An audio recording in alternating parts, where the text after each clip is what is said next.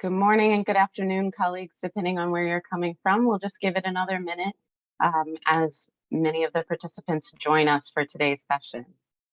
Thank you very much for being here. We'll just give it a little bit more time as colleagues join us for today's session. Thank you so much.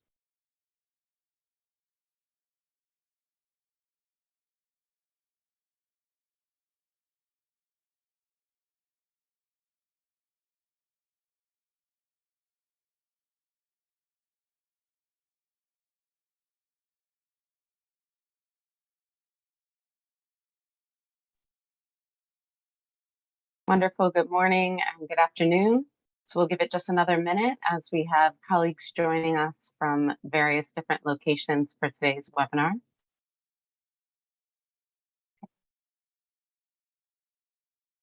And I think we're able to proceed, so we will go ahead and start. So very warm welcome to everyone to the webinar, Girls Deserve Better, Countering Violence Against Adolescents Through Social Protection. We're very glad to have you all with us today. My name is Lauren Whitehead, and I am the Social Protection and Gender Lead for UNICEF.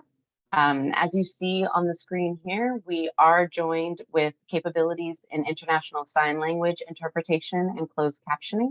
So you'll see our colleagues from providing ISL throughout the conversation, and also closed captioning, which is available at the bottom of your screen by clicking on the closed caption button. So thank you very much for being here. This webinar is part of a podcast and webinar series that has been organized by DFAC and co-organized by UNICEF, FCDO, and STAR facility with support from socialprotection.org. The purpose and outcome of this series is to provide an opportunity for social protection, humanitarian, child protection, and gender-based violence actors and organizations to present on and raise the profile of issues related to gender-based violence and social protection. Thus far, there have been 3 podcasts in this series, which you see on the right-hand side of the screen and are also available on the registration page for this event. And this is the first of 3 webinars that will be a part of this event. So thank you very much for joining us for this webinar today. If we go to the next slide, thank you so much. This is just to introduce you to our speakers for today. We have 4 wonderful panelists who are joining us.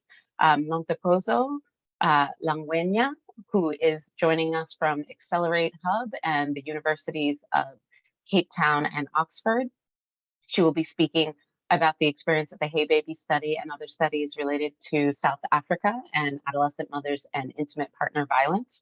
We are also joined by Sergio DeMarco from Innovations for Poverty Action, IPA. He's the country director for Peru, Paraguay, and the Dominican Republic, and he will be speaking to us about ministry partnerships, including the Ministry of Women and Vulnerable People in Peru. Then we also have joining us 2 speakers from UNICEF Ghana, Christiana Gbedemah, who is a social policy specialist with UNICEF Ghana, and Miho Yoshikawa, who is a child protection specialist with UNICEF Ghana, and they will be speaking on the global program to end child marriage and social protection and social inclusion initiatives in Ghana.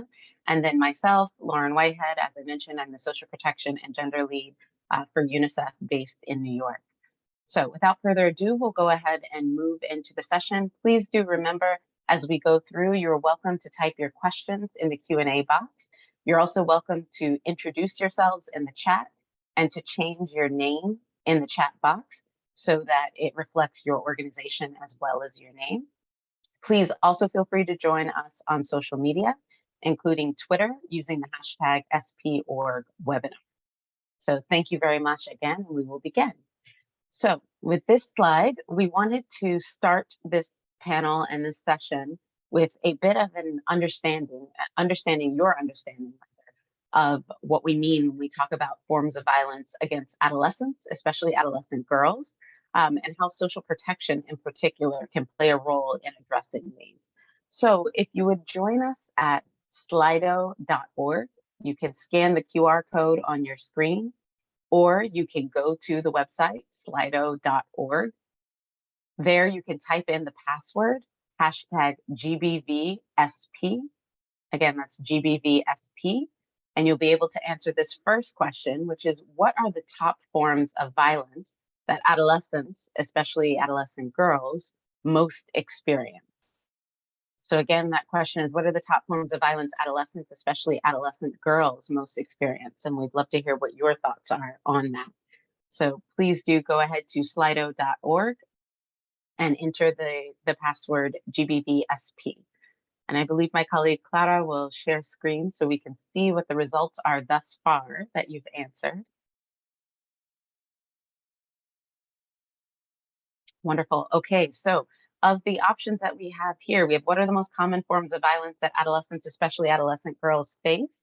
We have intimate partner violence, child marriage, unwanted pregnancy, female genital mutilation, domestic violence, human trafficking, and children witnessing violence. Okay, so give it just another minute for other colleagues who would like to respond. So we see the top answers there are so far child marriage, unwanted pregnancy, intimate partner violence, and then shortly thereafter, domestic violence. Okay, we'll give it just another second for colleagues to join. Again, it's at Slido. You can go to slido.com and enter the hashtag GBVSP. Okay, terrific. Okay, and we see some who've chosen all of the above. Okay, so we have a second question for you as well, if you will give us that opportunity. So the second question is, what are the 3 pathways through which social protection can address GBV? Again, what are the pathways through which social protection can address GBV? So we have the options here. Let's see what people are answering so far. Okay. Okay, we have social protection can address GBV through increasing women's empowerment. We have strengthening household economic security, increasing children's access to healthcare services, reducing intra-household conflict, increasing women's political participation. Okay, we're going to give it another minute or so as we see more colleagues are joining to answer. Fantastic. Fantastic. Okay. What are the 3 pathways? So I see the number 1 answer so far is increasing women's empowerment. Number 2 is coming in at strengthening household economic security. And number 3 at reducing intra-household conflict. Okay, that's great. And I see we now have more people who are joining us on the Slido, so very good. Okay, and then we have increasing children's access to healthcare services, increasing women's political participation, reducing cash benefits to men is at the bottom of the screen there. Okay. And I won't answer the question just yet because we will actually have this question answered in just a moment as we begin the presentation. So terrific. Okay, wonderful. Thank you very much. So the top 3 answers there are increasing women's empowerment, economic security, and reducing intra-household conflict. So why are we here today? And why are we speaking about this topic of countering violence against adolescents through social protection? We wanted to start with just a few facts for you to share why we know that violence against children and adolescents is such a dire issue. Close to 300 million children between the ages of 2 and 4 experience some form of psychological aggression and or physical punishment from their caregivers. Around 1 in 4 children under the age of 5 live with a mother who is herself a victim of intimate partner violence. We also recognize that violence negatively affects adolescent brain development. It impacts early and unwanted pregnancies, sexually transmitted infections, mental health, substance abuse, and so forth. Strikingly, we also recognize using demographic and health surveys that 20 to 55% of adolescent girls surveyed in 36 out of 54 countries experienced physical or sexual violence. And then I think perhaps one of the most striking facts that we recognize is that almost 1 in 3 young women and young and adult women, roughly 30% of those over the age of 15, have been subject to intimate partner violence, non-partner sexual violence, or both, which is a global figure around the world. So we're looking at roughly 30% of the female population over the age of 15 that have experienced some form of intimate partner violence. So we recognize that just based on the sheer facts, this is a significant issue, and it has a particular impact on adolescents, especially adolescent girls. And we're going to talk just a little bit more about this now. If we go to the next slide, we see here that adolescent girls occupy a very particular space, a space between childhood and adulthood, with gender and age placing them at a double disadvantage. What you see appearing on the screen now are some of the forms of violence that are most commonly experienced by adolescent girls. I think that's the last one so far. That includes sexual violence, intimate partner violence, domestic violence, female genital mutilation, child marriage, unwanted or early pregnancy, human trafficking, and witnessing violence. And these are all particularly acute issues for adolescents, especially adolescent girls, between childhood and adulthood. So what we like to reflect on, what we would like to reflect on during this session today is that violence has a particular cost economically and socially that social protection can help address for adolescents. So if we go to the next slide here, we will see that overall evidence finds the effects of cash transfers and curbing violence against women and children are overwhelmingly positive. And now, what were those three pathways that we just looked at? You'll see them appear here on the screen, with thanks to our colleagues from the World Bank who produced a safety first toolkit around reducing gender-based violence by leveraging social protection, including cash transfers, but other mechanisms as well. And you see three primary impact pathways here, which you answered in the survey correctly. The first impact pathway we recognize is around reducing poverty and food insecurity in households.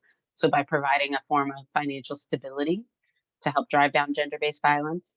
We also see the empowerment of women in particular, which I think was the top answer that you gave in the Slido, as a means of reducing gender-based violence, although there can be potential backlash from this, which is why it's very important that programs are designed to reduce and mitigate the possibility of backlash. And then we have improving women's social capital, enhancing her networks in the community and at large, as a means of making more visible forms of intimate partner violence and domestic violence that she might face, and providing resources, including human resources, that she can leverage to help reduce that violence that she experiences. If we go to the next slide, we see here specifically ways in which social protection can play a role to strengthen gender equity. Some of these may be familiar, some of these less so.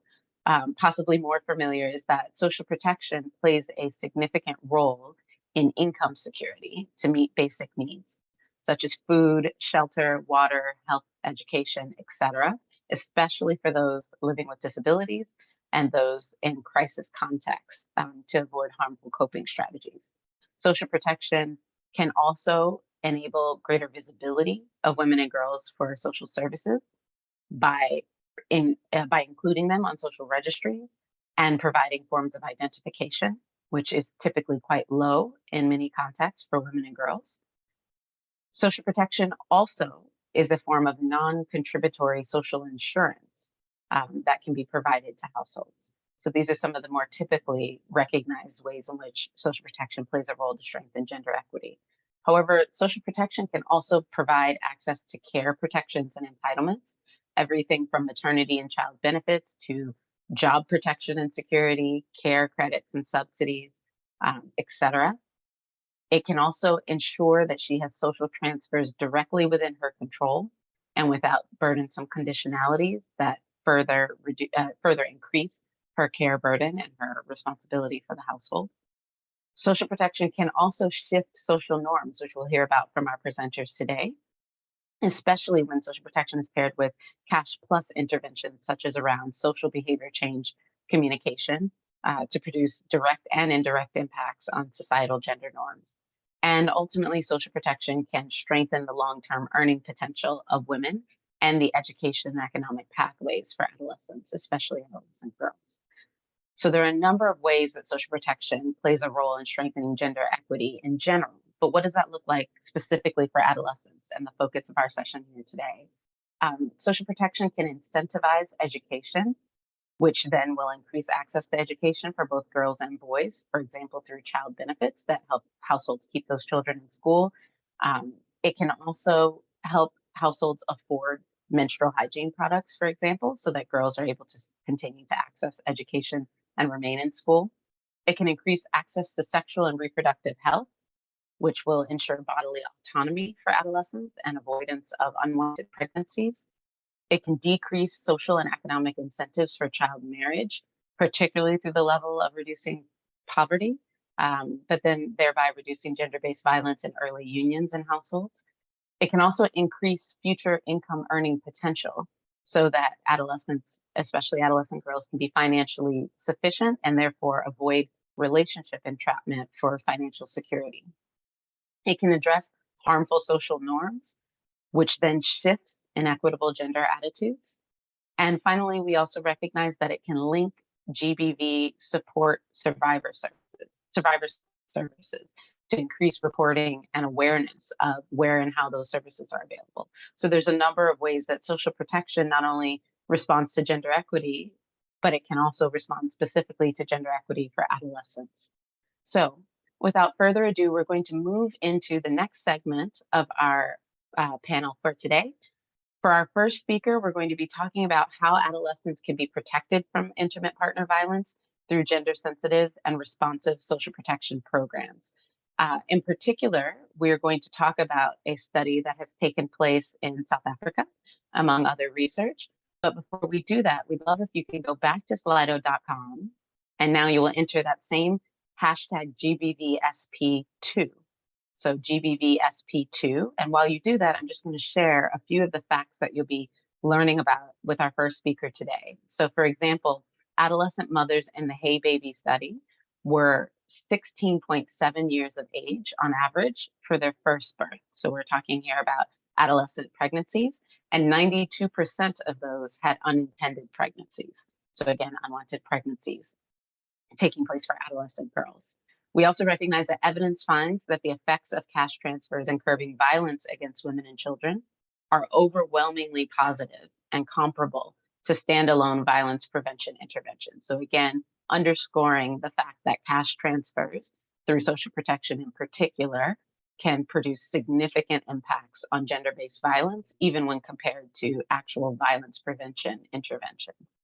So now I hope you've had the chance to go to slido.com and answer the survey poll there, GBV SP2. Again, that's GBV SP2. And so far, the question that we've posed here is, based on the top 10 countries, what are the regions with the highest prevalence of intimate partner violence? Again, it's based on the top 10 countries. What are the regions with the highest prevalence of intimate partner violence? So again, you'll just go to slido.com and you'll enter the hashtag GBVSP2, GBVSP2. So you all should be able to see that there in the chat as well. Okay, I see now we have a few more colleagues who are joining us, so I'll give just one more second there. GBVSP2 is the code for this. And so the regions that we have listed here so far are West and Central Africa, Middle East and Northern Africa, Asia Pacific, and Central Asia. Okay, I see more colleagues are joining us there. They've reached it. Okay, fantastic. Fantastic. Okay.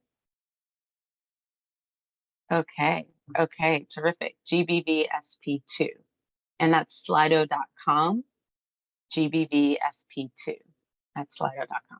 Okay, terrific. So we'll go ahead with who we have so far who's answering. I see there's a couple more colleagues joining us to answer. So based on the top 10 countries, again, this is looking at top 10 countries globally where intimate partner violence is tracked, and we see the highest prevalence. So the guesses here are West and Central Africa would be the top. The actual answer is Asia Pacific, which interestingly enough, the group has voted as the least likely, the least highest prevalence. The highest prevalence in the world for the top 10 countries experiencing intimate partner violence is actually in Asia Pacific. So that is the answer to this question. So we will go ahead and pass the mic over to our colleague Nontokozo, who will be speaking more about intimate partner violence and its impact on adolescents. Over to you, Nontokozo. Thank you so much, Lauren. I'm just going to start sharing my slides now. So hi to everyone, wherever you are. Thank you for joining this session today.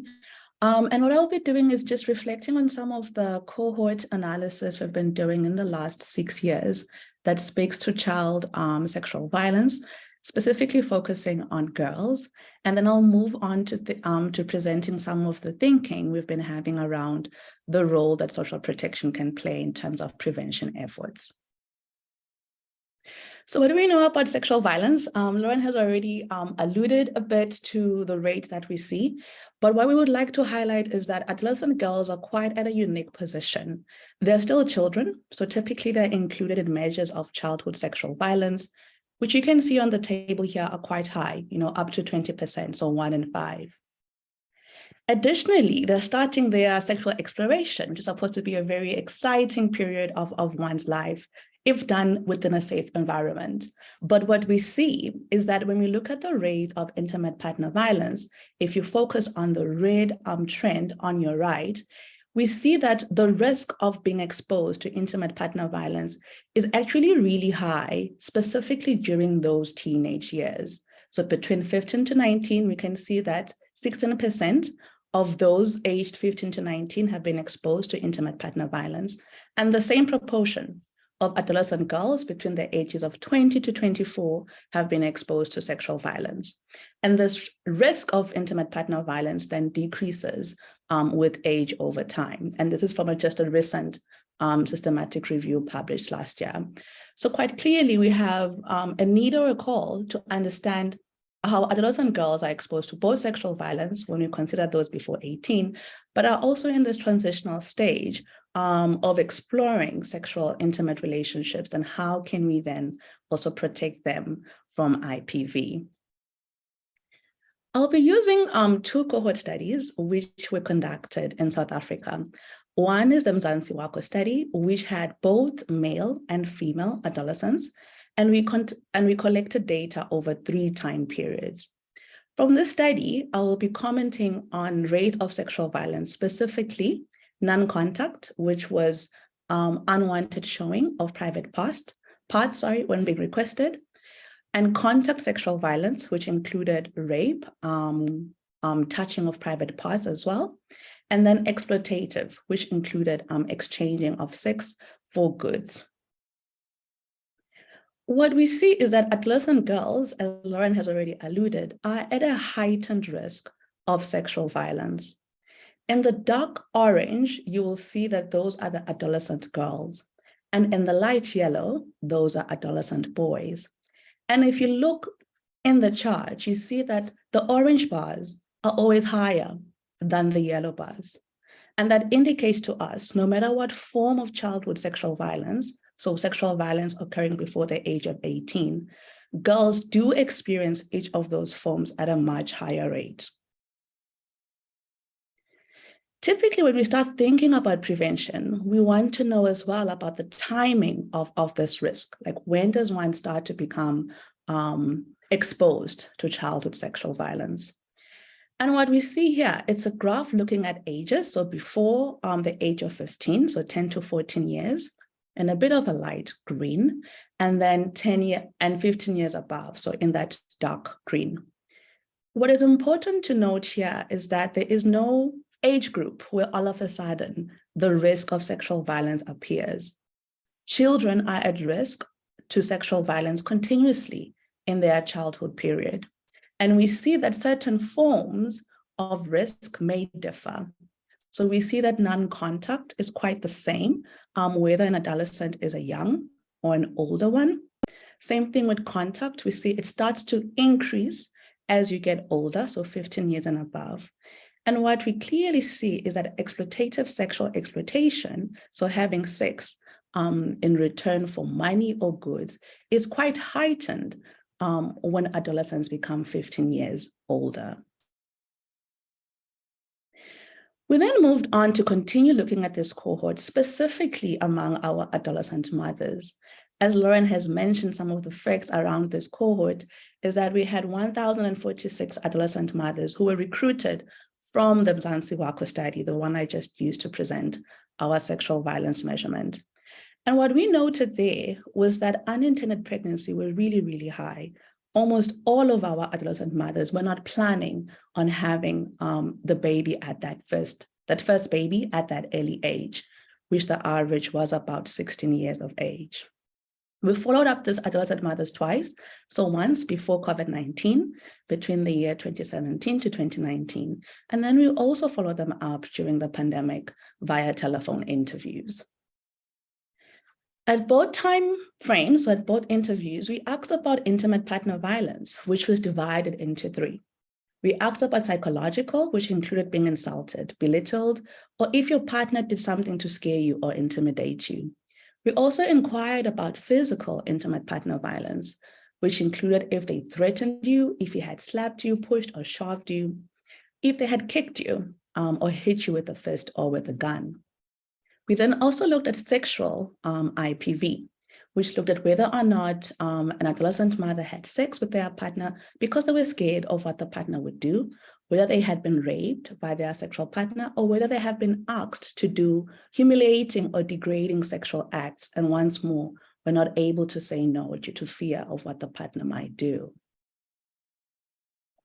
And what we saw was that 1 in 4 of our adolescent mothers experienced IPV in the last 12 months during COVID-19.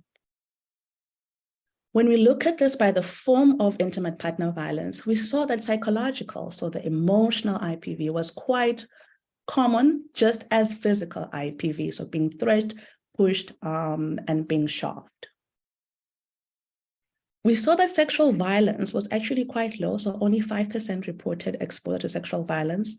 But typically within the literature, we look both at physical and sexual as one measure.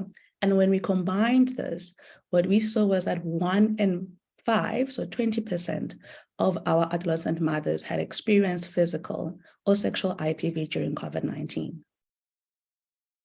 When you look at experiencing more than one type of sexual violence, 12% reported, yes, I had either experienced physical and psychological IPV or psychological and sexual IPV. And these rates are really, really high. So that's 1 in 10. We then looked to say, we know IPV, we know COVID-19 has been quite strenuous, and there's been a lot of data around whether or not intimate partner violence and domestic violence has increased during the COVID-19 pandemic.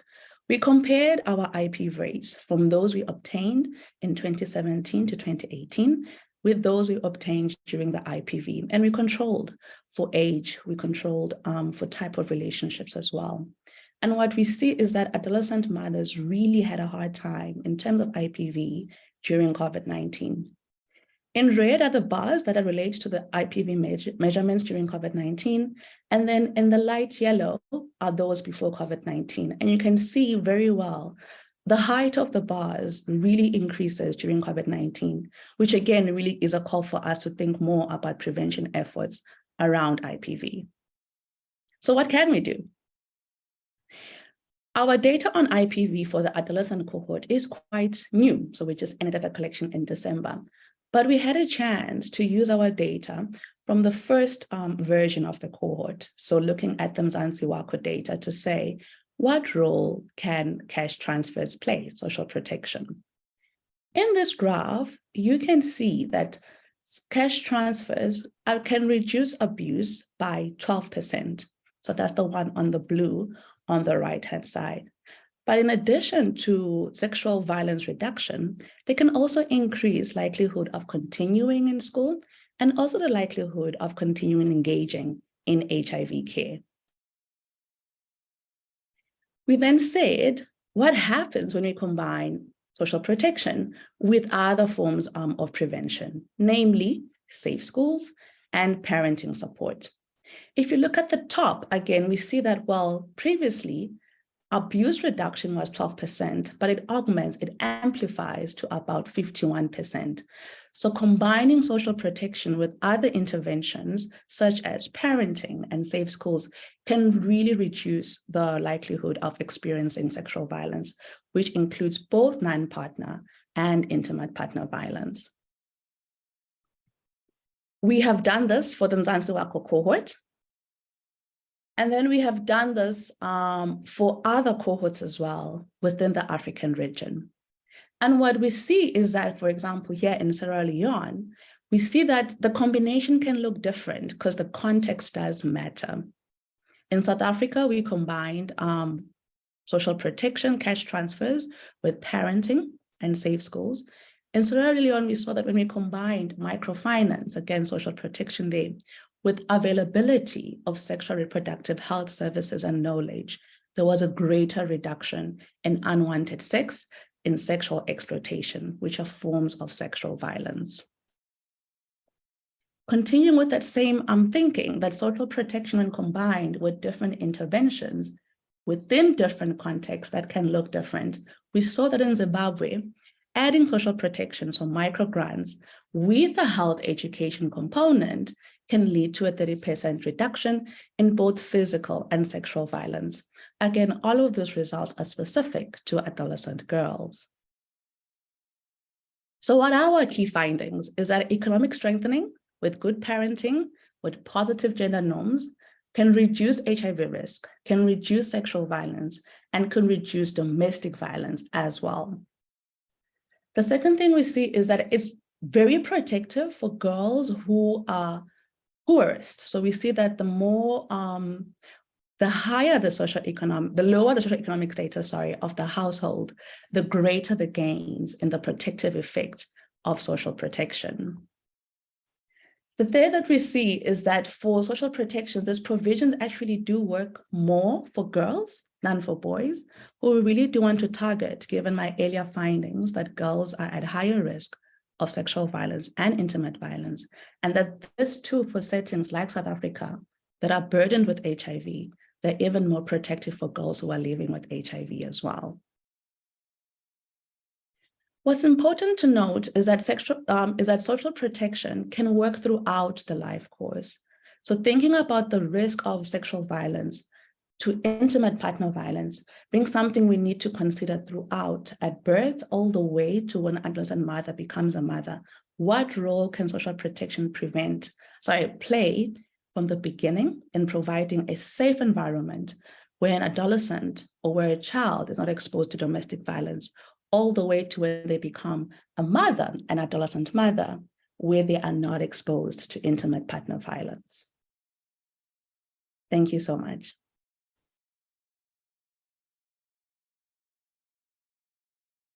Wonderful. Thank you very much, Nontokozo. Thank you so much for that presentation. And thank you very much as well for your reflection on what the impact of social protection can be, not just for adolescent girls, but including adolescent boys, though we recognize the additional levels of violence that adolescent girls face, and particularly your reflections as well on how the additional cash plus interventions are even more impactful for those who are experiencing conditions of poverty. So I think that is very, very enlightening for us as we think about the question for the question and answer session. So thank you very much. As we move to our next presenter, perhaps we will share our next question for you to prepare. Thank you so much, Clara. On this next slide, we have here, before we are joined by Sergio from IPA, we have how can we leverage partnerships with government ministries to reduce gender-based violence through evidence-driven approaches. So again, you'll go back to slido.com, that's slido.com, and you'll enter the password GBVSP2. That's GBVSP2 on slido.com. And if you see there, you will have a question that will pop up. And while you're answering that question, I'll just share two facts that Sergio will present to us today and as a part of his presentation. One is that according to the Encuesta Demográfica y Salud Familiar 2022 in Peru, roughly 54.8% of women between the ages of 15 and 49 years of age have been victims of IPV at least once in their lifetime. And also, according to the National Statistical Institute, in 2021, 141 women in Peru died in a gender-related homicide. 43.3% of these women were actually killed by their current or former intimate partner. So this is just a bit of a reflection before we move into Sergio's presentation. And if we go just to slido.com, again, GBVSP2, we can see the results of what colleagues have shared on ways in which we can engage men and boys in particular to reduce GBV. As Sergio will be sharing with us, a novel partnership with the Ministry of Women and Vulnerable People, including the Real Men Challenge for engaging men. in reducing gender-based.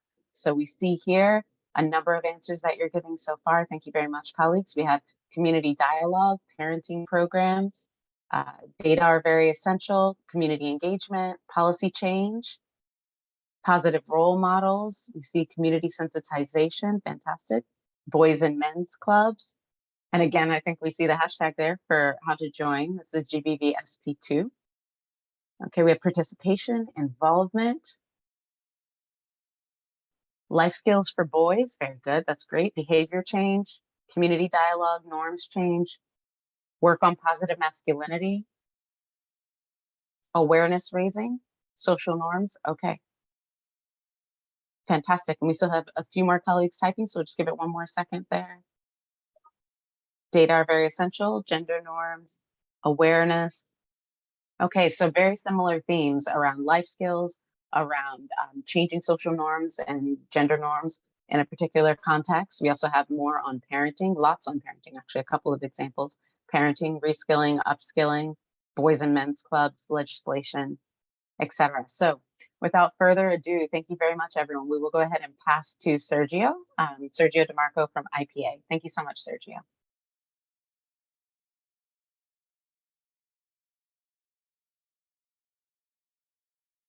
Okay, I'm just set up presentation here. Can you all see it?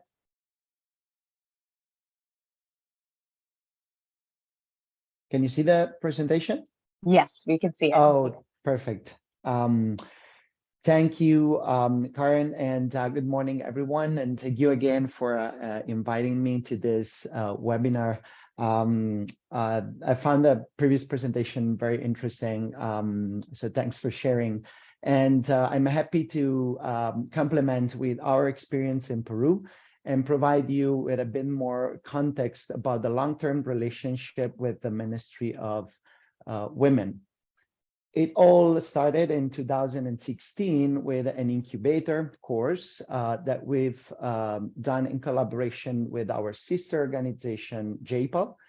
In this course, we train participants in how to design, test, and scale programs that work.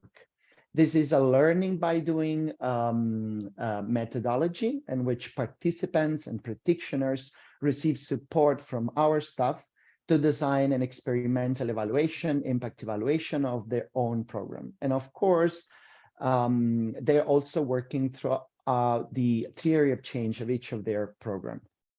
At the end of this process, we identified one of their flagship program to be evaluated, which is Leader in Action.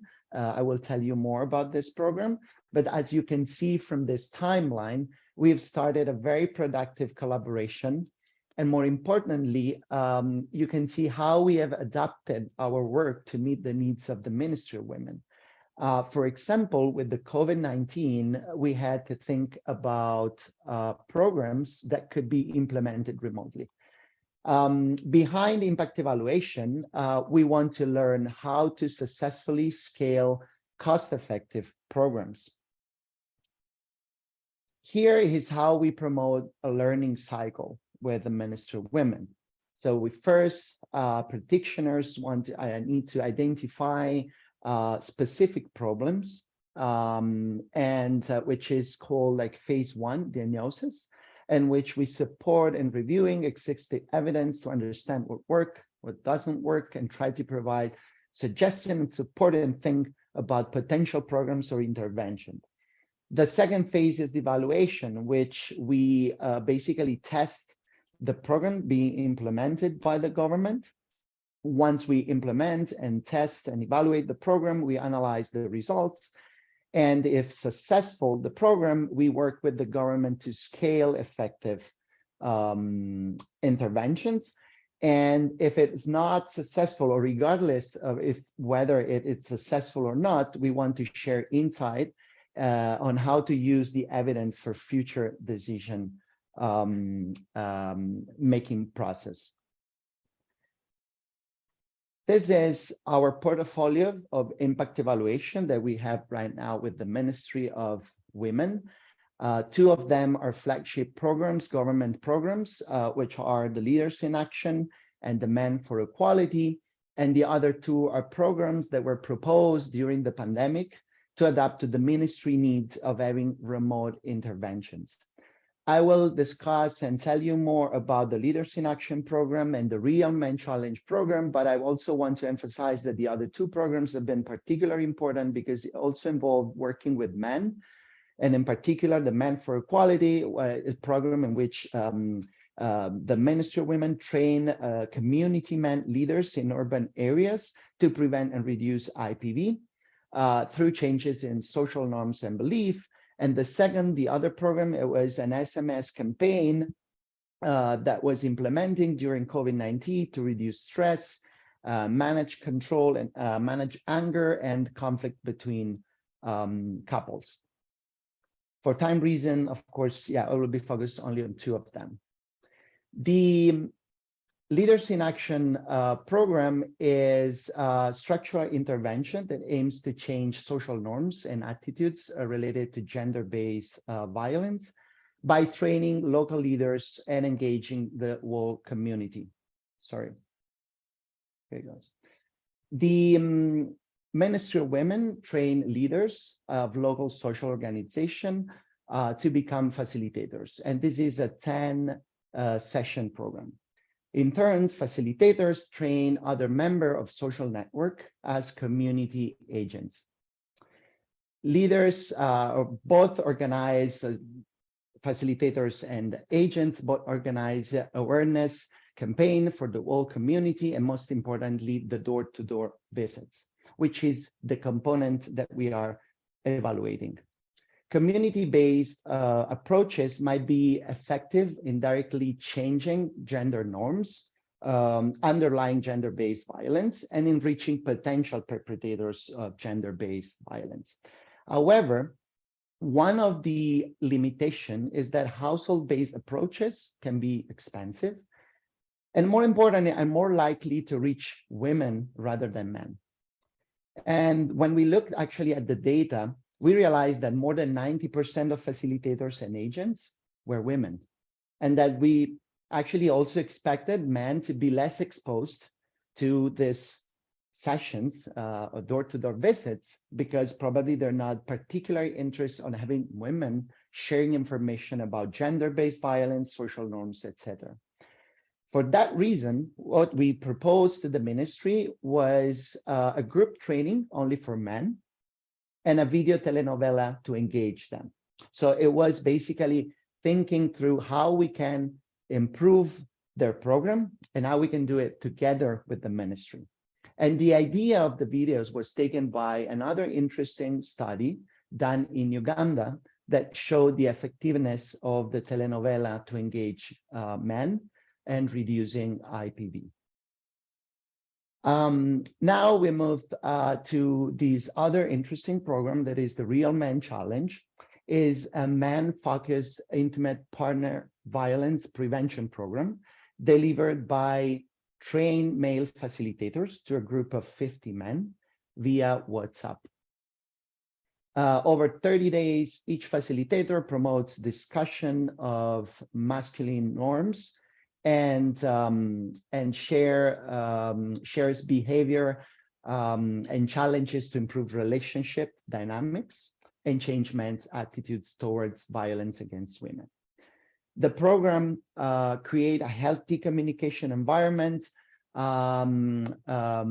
such as listening without interruptions, sexual intimacy as a joint decision, the art of balancing chores at home, enjoying quality time with your partners, and the dangerous financial habits at home. And this is being done through actionable exercise, so basically challenges that men can propose to their partner, real stories, of course, using a digital community, but also introducing a bit more of nudges that could basically promote the interactions and allow men to be more engaged with the program. But where Real Men Challenge started It started in 2016, 2017 with this other program called Mother Man Challenge that was implemented in Liberia. This program was designed by the Arbel Impact Lab at the International Rescue Committee and was evaluated by IPA. And this is that was a 4-week program that sent short SMS messages to participants recruited from local bars, transit centers, and cafes. However, one of the main sort of weakness of this program, even though was quite successful, was basically there was no interaction.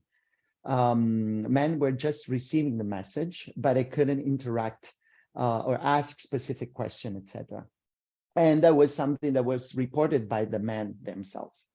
That's the reason why the Arbel Impact Lab created and worked on a new program, the Real Men Challenge, that was first implemented and piloted in Uganda in 2018 and 19. And this was basically the program that was replicated and what we wanted to replicate in Peru. In Uganda specifically, leaders recruit men to be part of their chat group.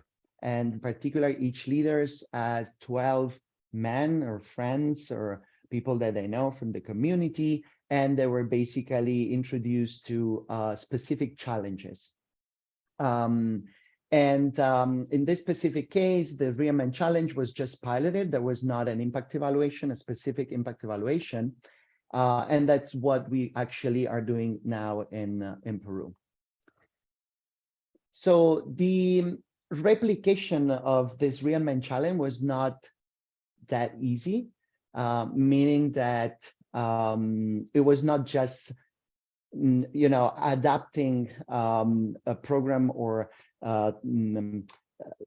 readapting the language or basically translating this program to Spanish speakers. It was more than that. We wanted to understand if this kind of program, the way in which it was structured, was actually something that could be implemented, that could be successful considering the Peruvian context. And we had to go through 2-3 months of redesigning many pilots, a development process in which we had to work a lot on the recruitment. And it was an interesting process, some sort of a design thinking process in which we come up with a project that was slightly different from the one implemented in Uganda.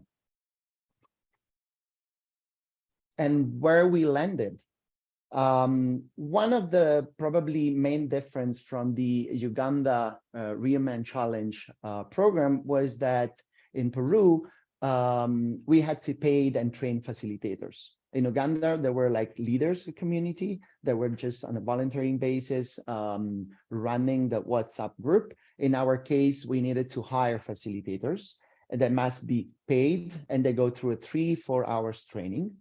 And the reason why we realized that we needed the specific facilitators is because, first of all, leaders of communities, they were not basically able to engage 12 men or peers. They were just saying, I just have 3 friends, no one wants to participate.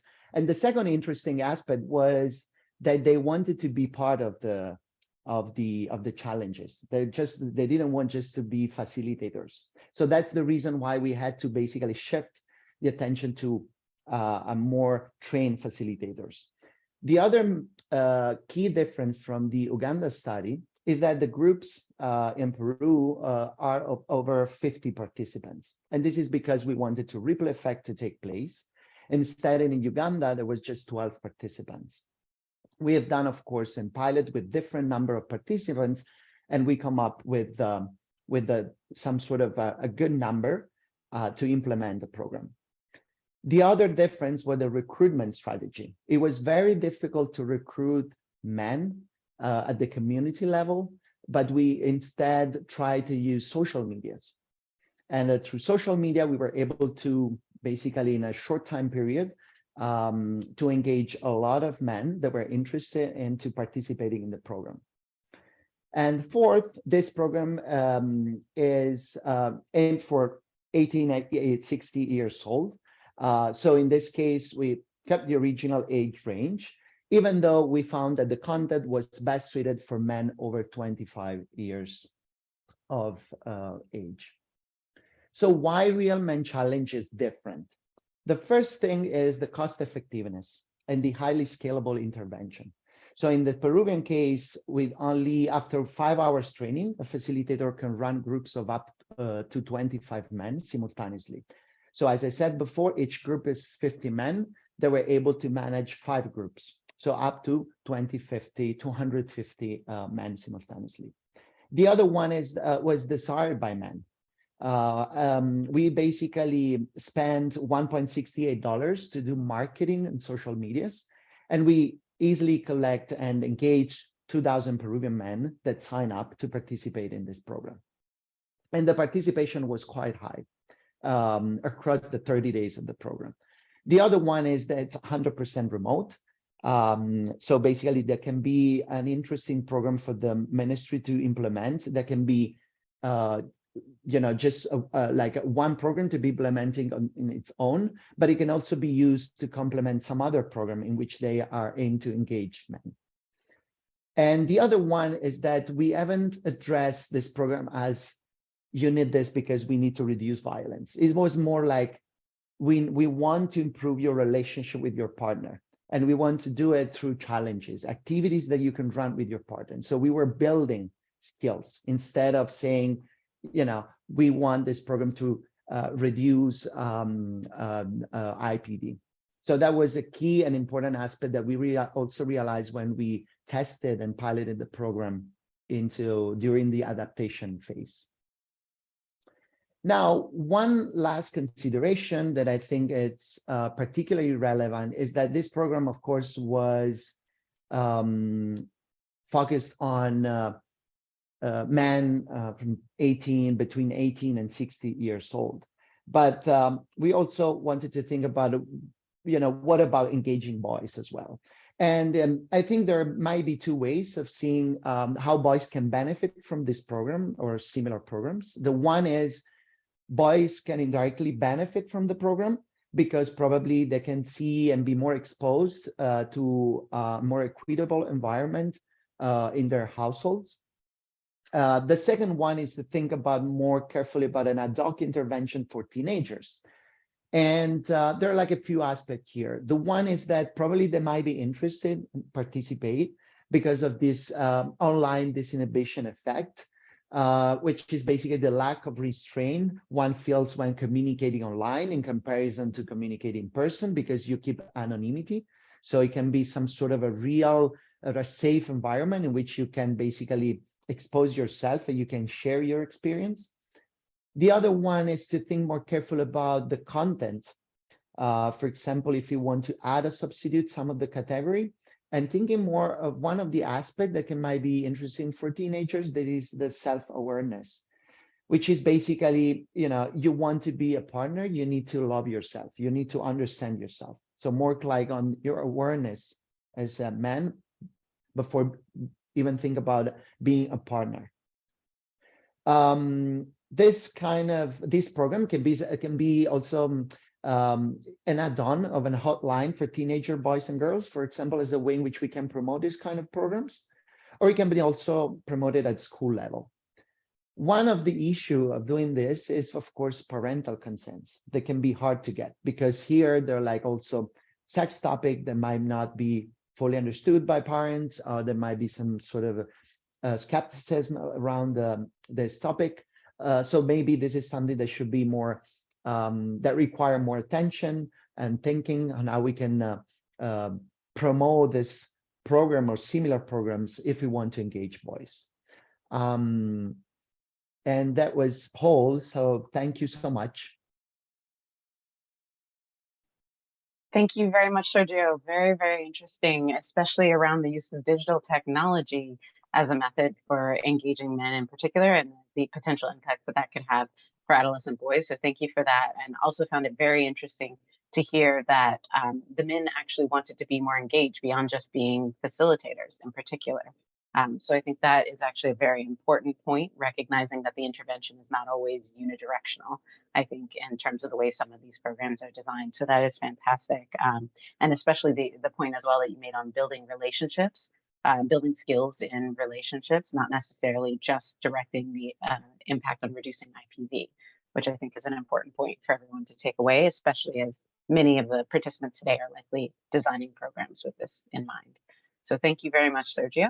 So we're going to move on to our last two presenters from UNICEF Ghana. And we have just one last question for you in slido.com. In particular, this question will redirect your focus for our last presentation, which is around the topic of child marriage, and specifically how social protection and integrated social services can play a role in preventing or addressing child marriage of young and adolescent girls. So again, you'll go back to slido.com and enter the password GBVSP2. And if we go ahead straight to that Slido poll there, we can see similarly, we asked before in the top 10 countries, which regions did you find were most prevalent for IPV? We're asking a similar question now related to child marriage. So based on the top 10 countries, in what region is child marriage most prevalent? And this is very important for our last presentation that we will have coming from UNICEF Ghana. So again, based on the top 10 countries, in which region is child marriage most prevalent? We have options of West and Central Africa, East and Southern Africa, and South Asia. And these regions are provided because these are among the top 10 countries where child marriage is most prevalent. But what is the region with highest prevalence? Okay, and we see some answers coming in there. And it looks like so far the top answer is West and Central Africa, tied with East and Southern Africa. And then South Asia is coming in third. And in the interest of time, we may go ahead. Oh, there's still a few more colleagues who are answering the question. Fantastic. In the background, I hope our colleagues from UNICEF Ghana are preparing for their presentation to start next. Okay, wonderful. We see Miho, and I believe Christiana will also be joining us. Okay, terrific. So we have a good number who's answered the question. So the answer to this question, in which region among these top 10 countries is child marriage most prevalent, is in fact West and Central Africa. So very good for those of you who have guessed West and Central Africa, for which we will now turn over to colleagues from UNICEF Ghana to begin their presentation on the impacts of child marriage, including in Ghana.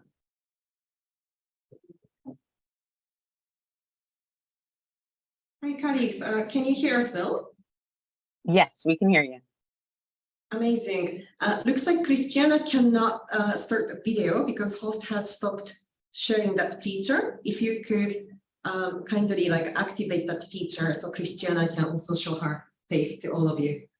So in the meantime, let me start our presentation. So thank you very much for this opportunity. Again, my name is Miho, and I'm going to co-present the UNICEF Ghana's presentation together with my colleague Christiana today. So our presentation is going to focus on how social protection and integrated social services can play a role in preventing and addressing GBV, with particular focus on child marriage. Next slide, please. Thank you. So just to let me start to give you a bit of context in Ghana. So Ghana is a lower middle income country, and however, many Ghanaians face multiple vulnerabilities. If you look at the table on the left, according to the 2019 multidimensional child poverty study in Ghana, 28% of children in Ghana suffers from monetary poverty, while over 70% of children in Ghana suffers from multidimensional poverty. In other words, 7 in 10 Ghanaian children do not have access to 3 or more key social services, such as wash, education, health, nutrition, social and child protection. And also, if you look at the map on the right, the map shows regional disparities in multidimensional poverty, with increasing inequality among children and their families, particularly those living in the north, colored in red, right? And then also it's important to note that over 1 in 3 girls aged 15 to 19 report at least one act of sexual violence. And then if I may continue a bit more in terms of recent trends, and the recent high levels of inflation have resulted in increased pressure on many poor and vulnerable households, with more being pushed into absolute poverty. In addition, the ongoing Sahel crisis resulted in the Sahel spillover effects across the region, including Ghana. So this included the increased number of people coming from the neighboring countries to the northern Ghana, where multidimensional poverty is particularly high. So these emerging trends may exacerbate the vulnerabilities that people in Ghana already have, leading to the increased child protection and GBV risks. And next slide, please. And then let me give you a bit of information about child marriage in Ghana. So Ghana had seen a steady decline from about 40% in 1980s to 19.3% in 2018 when it comes to the child marriage before the age of 18. However, 1 in 5 girls is still married or in union, informal union, before the age of 18 years. And then if you look at the line in blue below, you can see the prevalence of marriage by the age of 15, which has stalled at 5% over the decades without showing any visible improvement. And next slide, please. So this slide shows the linkage between child marriage and intimate partner violence in Ghana.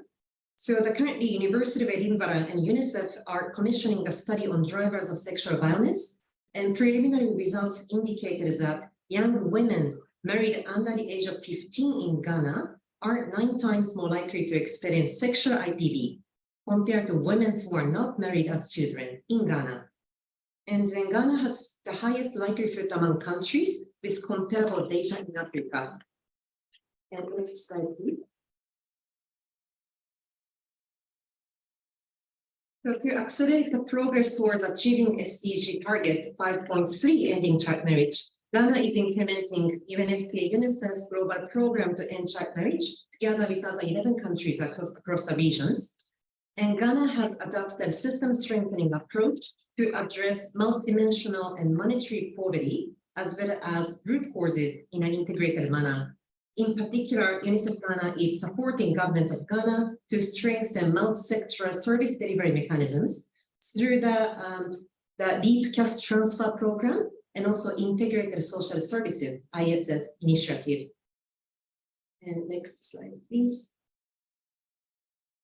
So I'm going to talk a bit more about Integrated Social Services initiative. So this initiative is being implemented by 7 government ministries and agencies and departments to bring child and social protection and health services together to address multiple vulnerabilities of children and their families. And from the child protection perspective, it is important to highlight that Ghana has been applying integrated approach to address multiple child protection issues in a holistic manner. Meaning, as Laura mentioned earlier, many children experience multiple child protection issues and also forms of violence, exploitation, and abuse at the same time. So to address these issues in a holistic manner, Ghana has integrated child marriage and address and pregnancy into the case management SOPs and deferred pathways through ISS program as one of the primary protection concerns. So integrated social services ISS approach includes multiple activities such as capacity building support for social service workforce on case management procedures, and also rollout of social welfare information management systems, which is basically digitalized information case management information system, which has been adapted by CPIMS Plus and Primero, developed by UNICEF New York headquarters. And also it's facilitating multi-sectoral referrals and service delivery across sectors. And also importantly, it's also strengthening the delivery of cash plus services to the cash transfer program beneficiaries, which includes a registration and renewal of national health insurance scheme services, as well as health and nutrition services. And also integrated planning, budgeting, and reporting among government authorities, especially at decentralized level. And last but not least, ISS is also aiming to address social and gender discriminatory norms through interpersonal community engagement activities with the Child Protection Community Engagement Toolkit, as well as disseminating supportive messaging through mass media and social media as part of the Guardian Against Child Abuse campaign. So this integrated social service initiative has started in 2019, and then by the end of 2022, it has been scaled up to 160 districts, covering 66% of the districts across the country. So here I'd like to hand over to Christiana to do a bit of deep dive in terms of the LEAP cash transfer program and also sharing lessons learned and way forward from our side. Thank you. Right, thank you so much, Miho. Good morning, good afternoon, everyone, depending on your location. As Miho said, I want to throw some few lights on the LEAP cash transfer, which is one of the key programs under the ISS initiative. So the LEAP cash transfer is one of the flagship programs in Ghana, which started in 2008. And it's targeted at extremely poor households across the country. And the main objective of the program is to reduce short-term poverty and ensure long-term human capital development. Specifically, the program has some objectives, and there are four. The first one has to do with increased access to healthcare for beneficiaries. So every member of the LEAP household is entitled to free health insurance. The program also seeks to facilitate access to complementary services, and that is to improve welfare and also other livelihoods opportunities for the LEAP beneficiaries. The program also seeks to increase basic school enrollment for children living in LEAP households and also attendance and retention. And lastly, the program seeks to mitigate shocks that may occur out of emergencies or other humanitarian crises. So in terms of coverage, the LEAP cash transfer is reaching over 1.8 million extremely poor Ghanaians, and it's across the country. Next slide, please. So as Miho has explained, the ISS initiative has been with us for the past 4 years, and we have seen a lot of results. But for the sake of time, we just want to highlight a few here. But even with this, I will select some few ones to talk about. So the first thing that I want to highlight from the results that we have seen over the years is that we have over 175,000 people who have benefited from tailored case management and multi-sectoral referrals. And out of this number, over 90,000 of them are children. And also through the social behavior and community engagements, we've been able to reach over 4 million people with key messages around violence prevention, etc. And lastly, we have also seen that over 76% of LEAP households have been enrolled onto the NHIS through the ISS initiative. Next slide, please. So having implemented the program for the last 4 years, as Miho mentioned, and now that we are in 170 districts across the country, we have learned some few lessons which are informing what we are doing now as a country, and also going to inform what we want to do going forward. So I just want to highlight some few lessons that we have learned so far.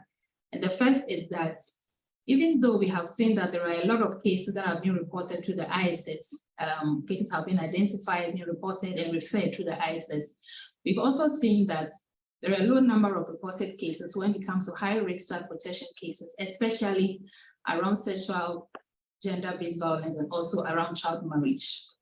We've also seen that it's important to improve the quality of services and referrals across the sectors. So we have some sectors that are fully on board, which are already within the ISS initiative. For instance, child protection, social protection, and health. And we've also realized that it's important to bring on board some other sectors, especially the education and the justice sectors. In terms of the behavior change components of the ISS, we mentioned earlier that we've been able to reach over 4 million people with key messages.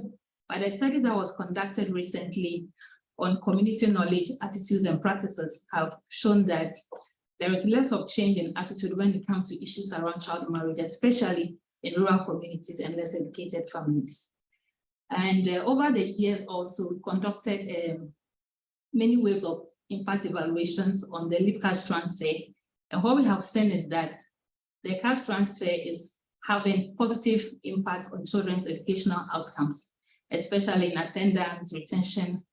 And then also we've seen that with the infusion of the cash into the household, where people are giving the cash transfer, as our earlier presenter said, we have seen that it's reducing IPV in some of the households.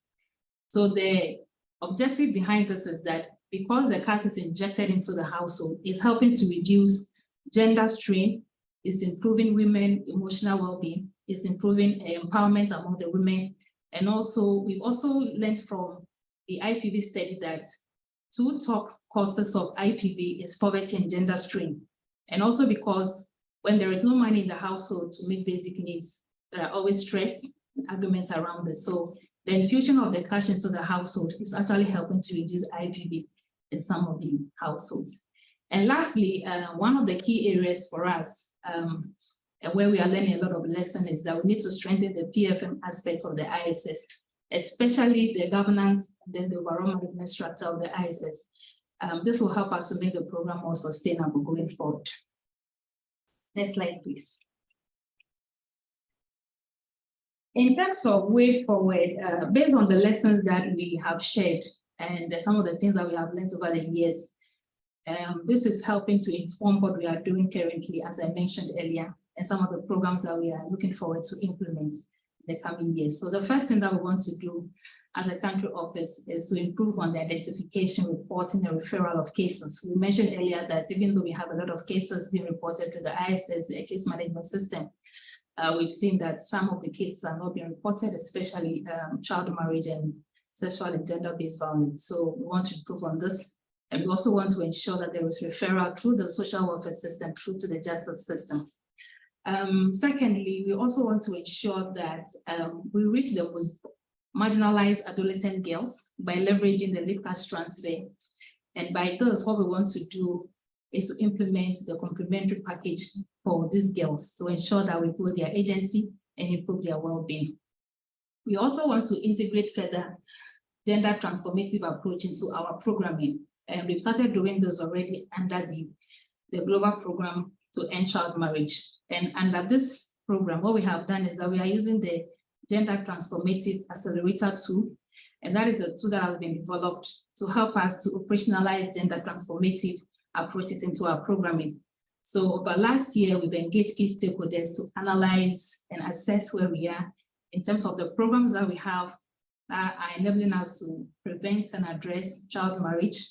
And based on that assessment, what we have done is that we've developed a roadmap for action to help us to be able to integrate gender into our programming.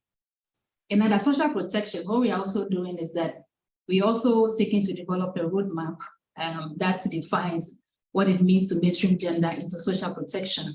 And also with that, we've engaged key stakeholders to build consensus on what it means to integrate gender into social protection at the policy level and what it means for programs. And based on this, we also have a roadmap that will guide us on how to mainstream gender into our programming. My colleague mentioned the Sahel crisis earlier, and it's ongoing. And we also have a complex macroeconomic context. And so because of that, we need to strengthen our emergency preparedness and response. And that is very key for the country office. And there is something that we are actually focusing on a lot recently to be able to respond and address issues that could come out from the Sahel crisis. And based on what I said earlier about ensuring that the ISS program becomes sustainable, and also to ensure that when donor support ceases, it's important that the programs are able to do result-based management themselves and also implement program-based budgeting. And that's one of the key areas in our PFM aspects. We have a very key, important study that is coming up, which we are just about to commission. And that study is looking at social protection and child marriage. And what we want to do with this study is to help us understand how social protection, child protection, and health can help us, and social welfare can help to address issues of child marriage in Ghana. So it is to help us to understand what the enablers are and what the risks are, or what the barriers are. And last but two, we mentioned also earlier that we have made a lot of progress in reaching out to key stakeholders through our SBCC program.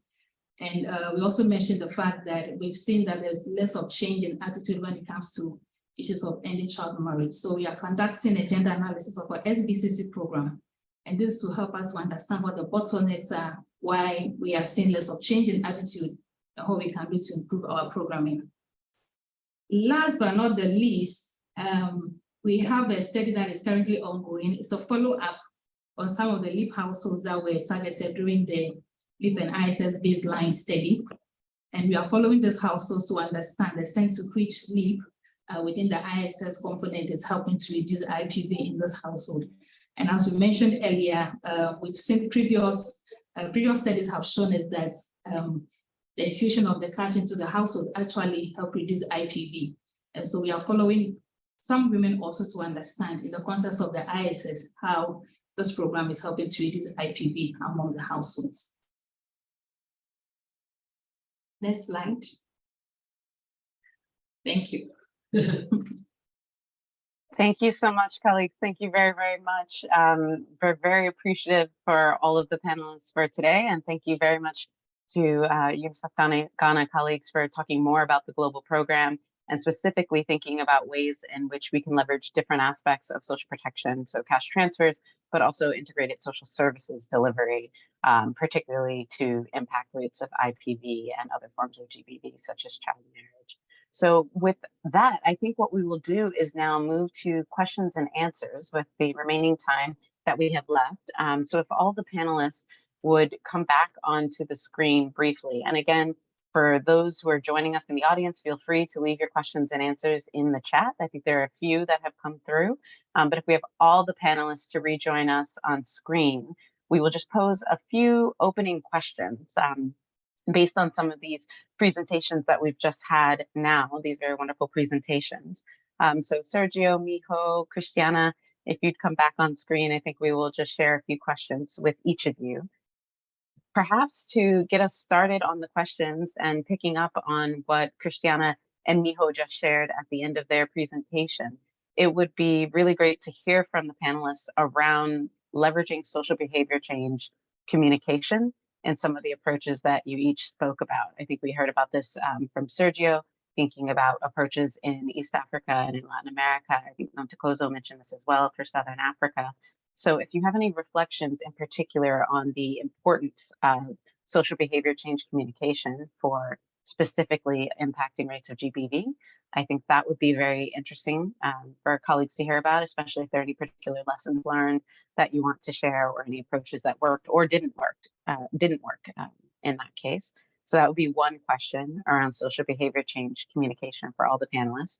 And then another question I think that resonates perhaps very well with Nontokozo's presentation and also what Christiana and Miho just shared towards the end, and possibly for Sergio as well, is particularly around identifying at-risk populations. And I think we heard quite a bit in particular around specific marginalized populations, especially those experiencing poverty, as being target groups, recognizing that there is a higher rate of IPV that's been observed around those experiencing poverty. So it would be also wonderful to hear your reflections specifically on the best ways to go about targeting an at-risk group and identifying an at-risk group specifically around GBV, whether that is through poverty targeting or through other methodologies that you might want to share. So the first question is around social behavior change communication, and the second question is particularly around identifying risk populations, especially those in experiencing poverty, and why we think social protection is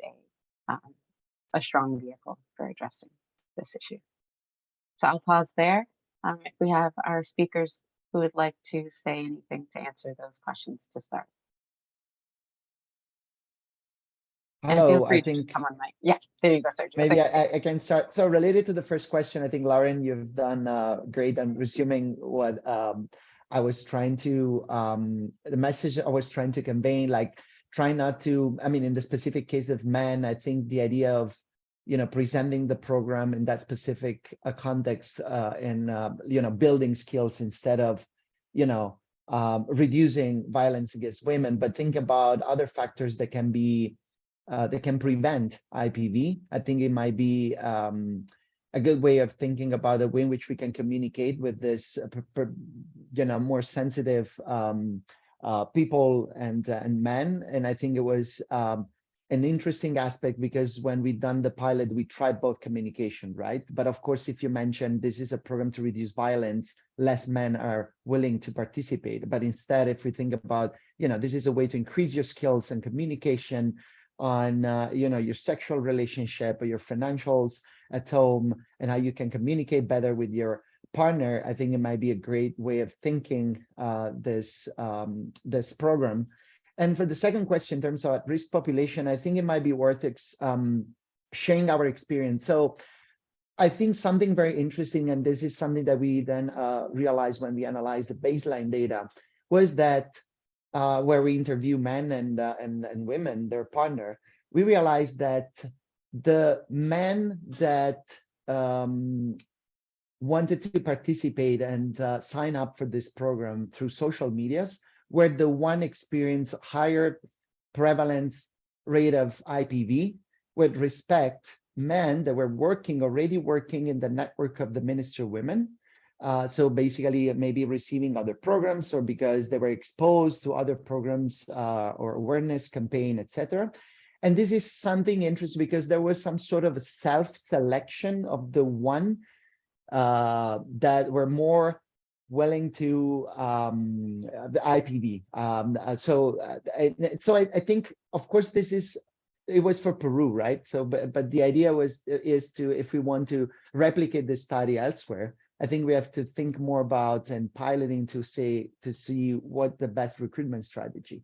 But I think in our case, we actually addressed the at-risk population just because there was some sort of set selection. So people that needed this program most, they feel like, okay, I need this. And it's very interesting to see how the difference rate of IPV was with respect to the other population. So yeah, that was encouraging. But of course, we have to contextualize this for just Peru. We don't know if it works elsewhere the same way.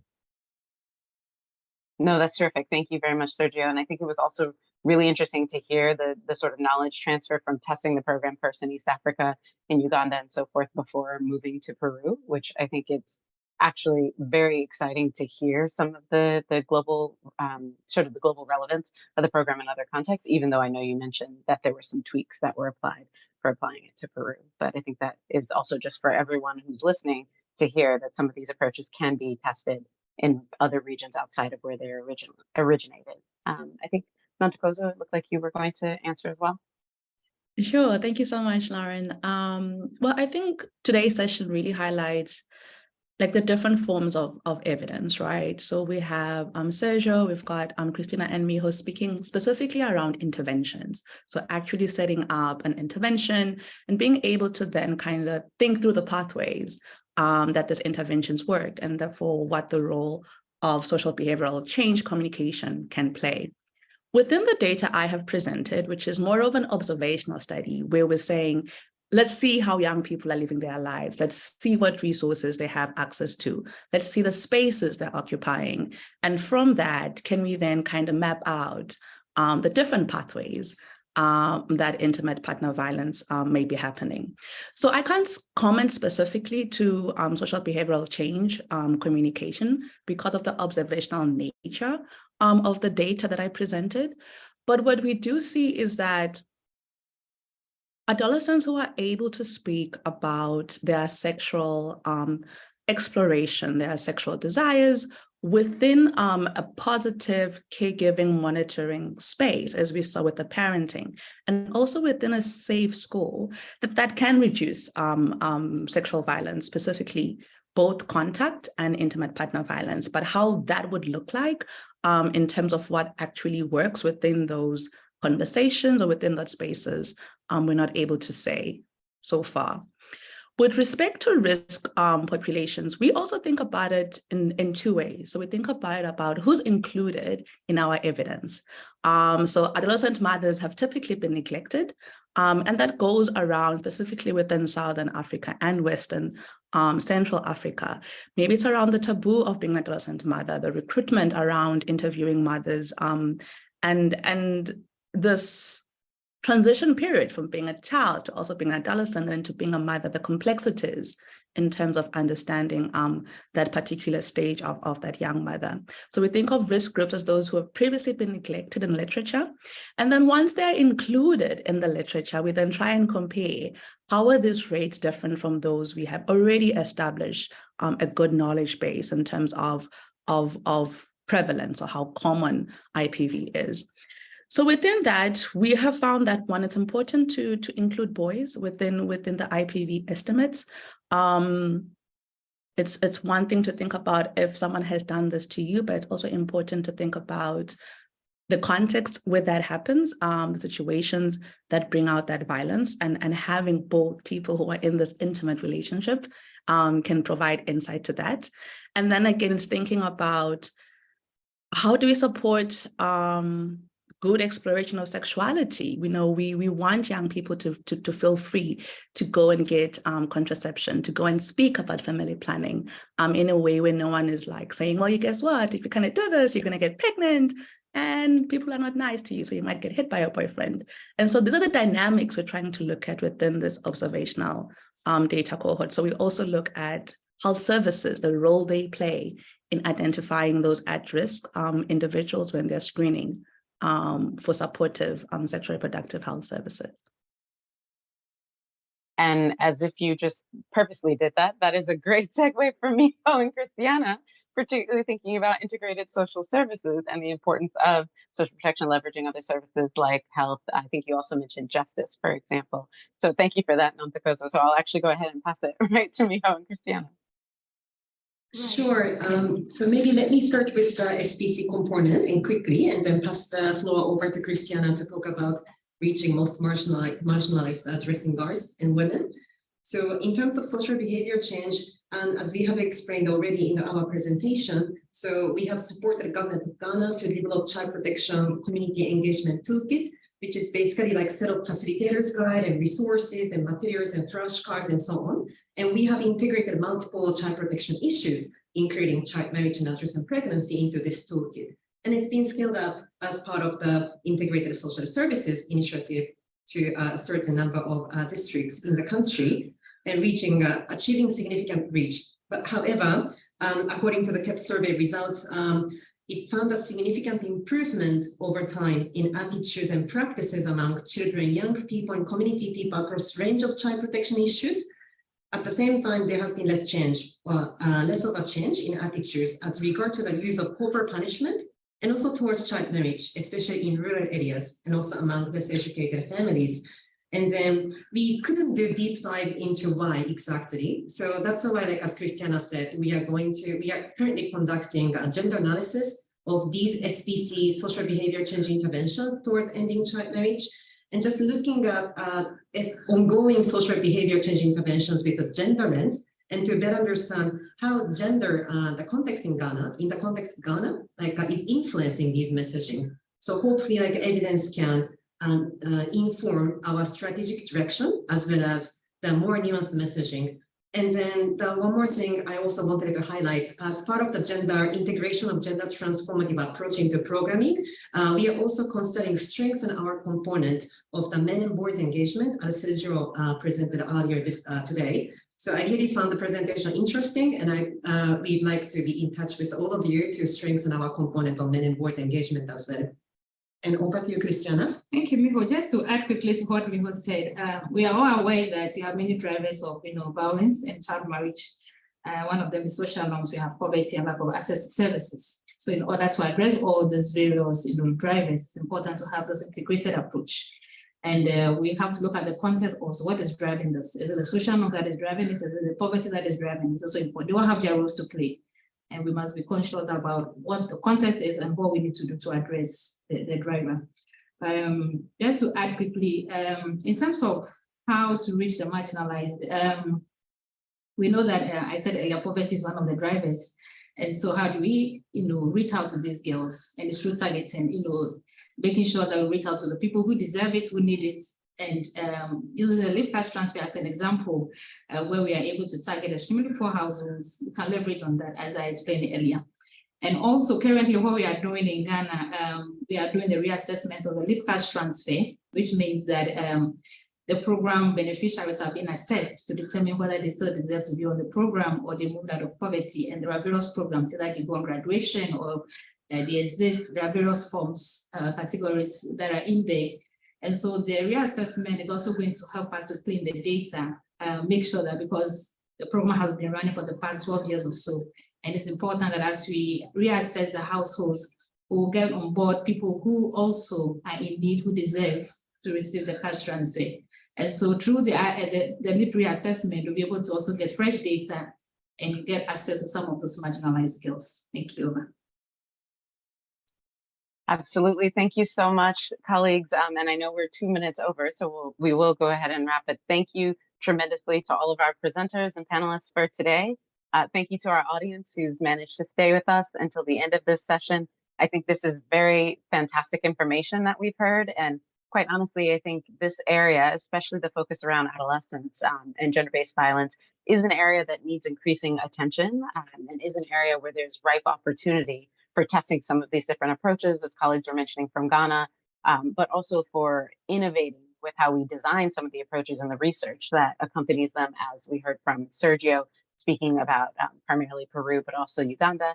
And then, as Nontokozo was mentioning in the very beginning, for us to actually take an opportunity to have more of an observational view on where some of these drivers are, what some of the potential levers are that we can leverage through social protection, through cash plus components, for example, as we've heard, in various different ways that can then be incorporated into program design and research design. So I think there's quite a bit that our hopefully diverse presenters have shared with you today from various different perspectives on this. But again, it's a burgeoning topic. And we recognize that this webinar is just the first in this series of 3 webinars to incorporate those other podcasts that we had shared on earlier. So the next webinar is what you see on the screen here on linking social protection and cash and voucher assistance, particularly to mitigate and respond to GBV in humanitarian and displacement contexts.